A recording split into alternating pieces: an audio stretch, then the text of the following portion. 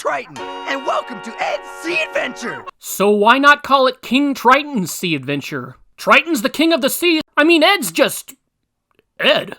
I may not be Calvin Klein, but orange and red together is a fashion disaster. That'll be 25 cents. All I have is coconuts. If only Eddy had charged Johnny before letting him enter like any attraction would. You don't shave coconuts, you eat them. I'm sorry, Double D, but this is all on your conscience. You didn't tell him you opened them up before eating them. All the pain Ed suffers in this episode is because of you, buddy.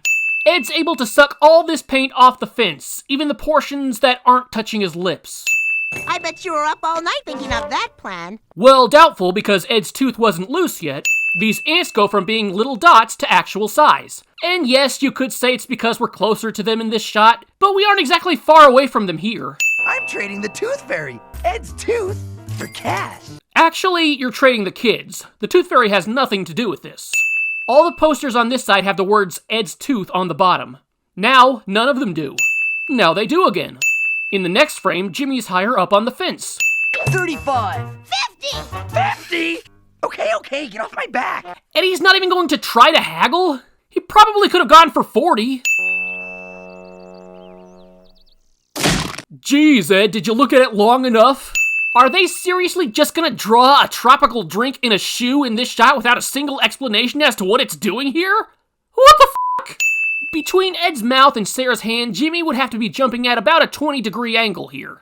Sarah and Ed fall from two different areas, yet Sarah ends up on top of Ed. Rolf must really have to pee here. How on earth did you enlist Kevin as an associate to your scam? With money? Ow! Rolf makes the hairless otter call without moving his mouth. So we've got Eddy, Rolf, and Kevin here, and Ed on the other side of them. Ed gets pulled in, crashing into all the guys. Double D wasn't anywhere to be seen, which makes sense because he should be smart enough to avoid this scenario, but he somehow ends up in this pile. Is there a doctor in the house? Maybe a dentist would be more appropriate? The Tooth Fairy only appears at night, when you're asleep. So, if it's sleeping she wants, it's sleeping she gets. Okay, so let's say this plan works and the Tooth Fairy believes that Ed is asleep. That's great, but it's still not nighttime, so she still won't show up. Also, Ed should have easily fallen asleep by now because earlier he clearly says, I am sleepy. This sign says sweet, juicy tooth. What the f***? Does Eddy think the Tooth Fairy eats teeth? I wish I had a tail. Kesha wouldn't think that's funny. Eddy goes from standing on the rooftop to standing on the bed.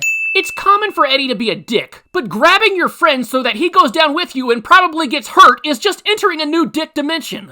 No more sore tooth. Well, the pain doesn't go away that quickly. Your gum should still be moderately sore.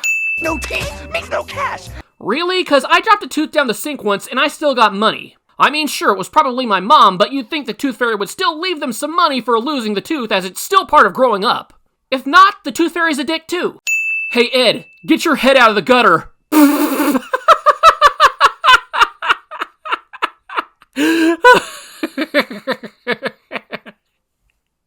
Sorry.